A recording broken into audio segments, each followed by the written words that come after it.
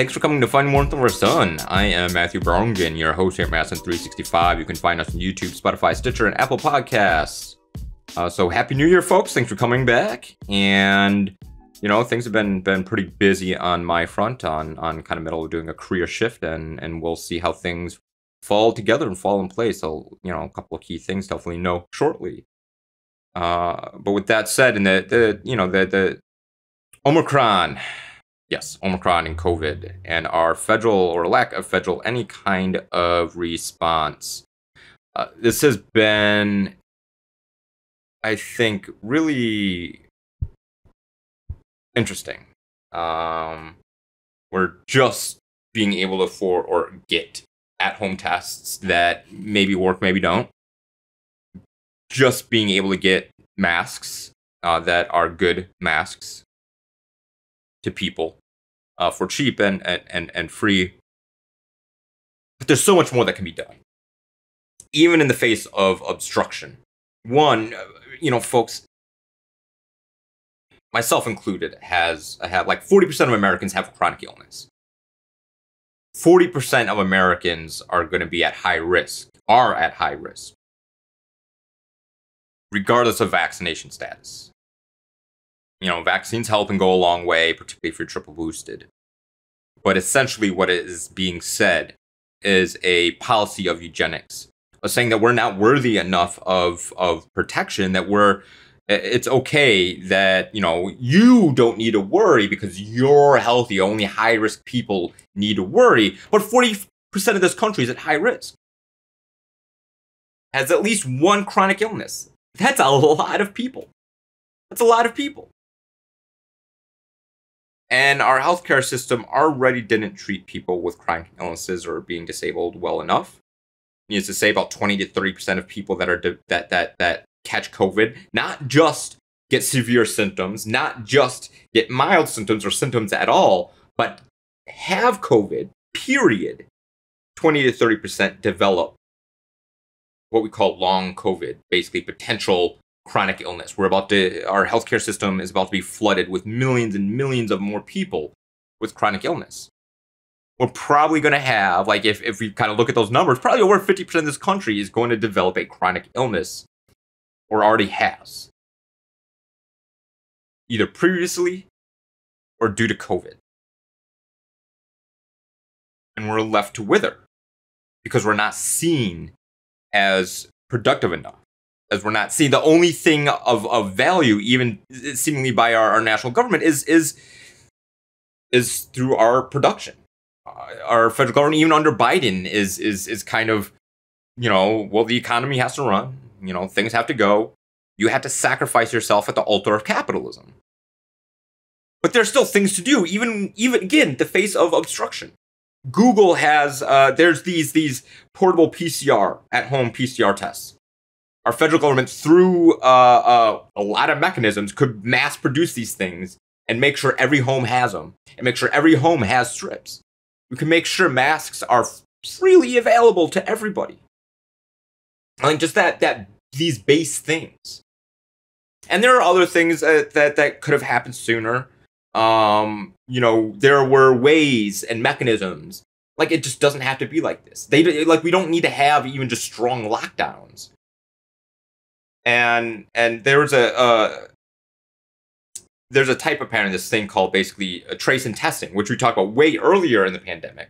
But how it works is, this is why testing is important. You test, you trace, and you quarantine those individuals. It doesn't need to be mass lockdowns. It's targeted lockdowns, targeted quarantines of impacted populations. And once it's up, and you go back. What this does is it contains these communal outbreaks, and how they spread. That was the general idea, with the lockdown, right? You do one base lockdown where everybody's locked down for a period of time, and then after that, you can open up with testing and tracing, with localized quarantines based upon populations. That was an option that just wasn't spread. And then we were like, well, what do we do? What do we do?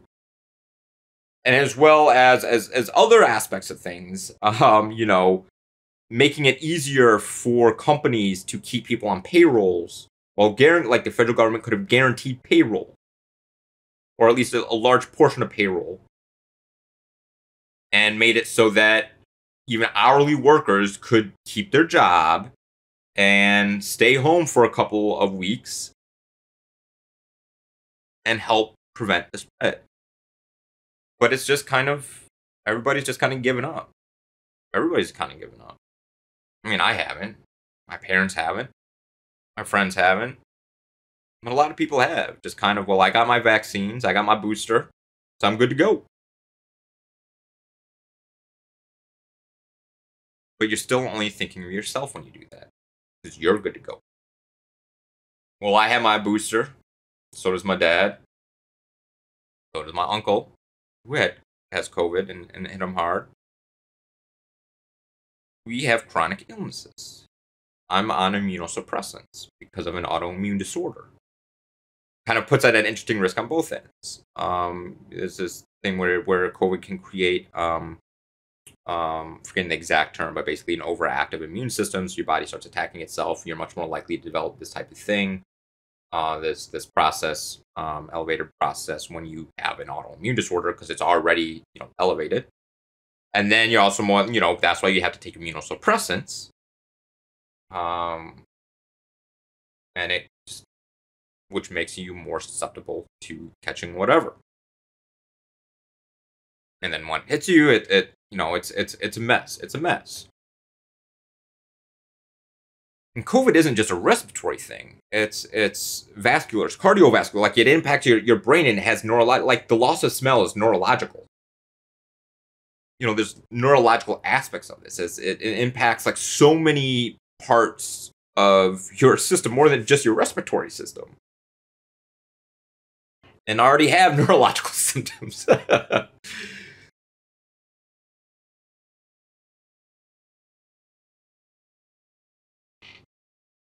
It's a mess.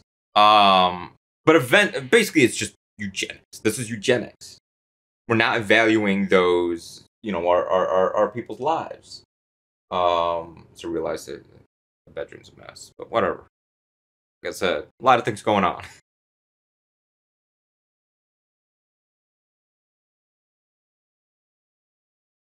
This is eugenics. We are saying those that are higher risk, that are less valuable to the society. Those that are disabled, those with chronic illness, we are declaring they have less value to this society.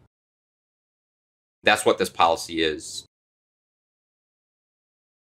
And the thing is that pretty much everybody is going to become high risk. Is going to develop a chronic illness in their life. As long as they live to have a full life, they're almost guaranteed to develop a chronic illness or pre-existing condition. Yes, you. If it's not COVID, the next pandemic, or just how we treat disabled people in this country, that they don't have full rights to human dignity, that could very well be you. Someday. If it's not today. How we're going through this process is indicative of how we treat people with disabilities and chronic illness in general. And it's a disgrace, and it's only going to make it worse. The longer we continue down this path, the worse it's going to get. I mean, workers in general, particularly frontline workers and service industry workers, are already seen as disposable. And then, even workers in general are seen as disposable. Again, where our worth is only our production. And even then, we're not even being paid for that amount as these uber wealthy folks continue to gobble up more and more resources.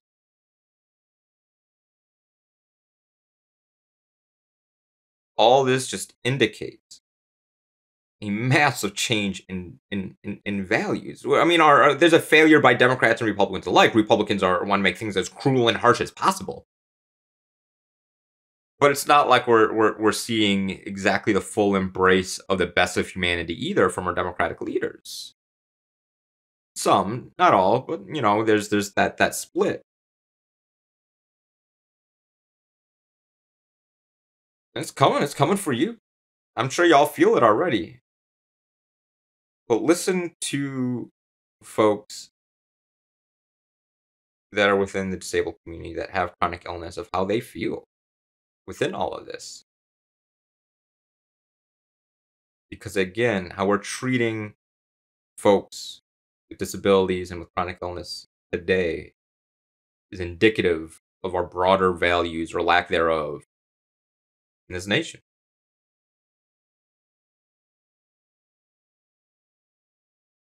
I mean, there's a lot of other things that can happen too that can be done. I mean, there's a rise in cases with kids and everything. This is why 20 to 30%, folks. 20 to 30% will develop chronic or are looking to develop chronic illnesses because of COVID. It's a lot of people. It's a lot of people. A lot of them are going to be kids too, not just elderly, not just older. But the bottom line is that our dignity as humans should be awarded, and it's not. It's not. And it is one of the greatest indictments of the lived values of this country, not just its government, but its populace, not just conservatives, but liberals as well. As many people aren't. The differences, there's differences in the detail, absolutely. Absolutely. But it doesn't mean that there isn't a dismissiveness, a selfishness that is on the left as well. We need to do better. And with that said, stay warm, y'all. And please think of those that are at risk. There's a lot of kids with chronic illnesses that parents are upset because the school district tried to protect their staff and kids. It's a mess. Anyway, thanks for coming to Finding the Warmth of Our Sun. I'm Matthew Browngan, your host here at Masson365. You can find us at YouTube, Spotify, Stitcher, and Apple Podcasts. Thanks for coming, folks, and have yourself a good one.